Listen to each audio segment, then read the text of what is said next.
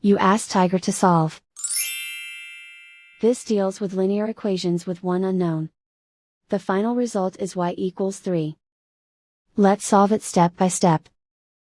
Group all constants on the right side of the equation. Add 10 to both sides. Simplify the arithmetic.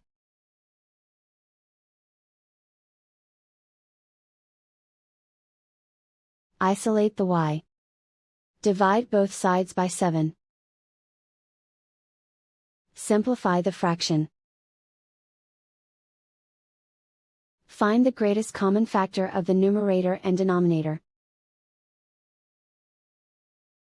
Factor out and cancel the greatest common factor. And so the final result is y equals 3.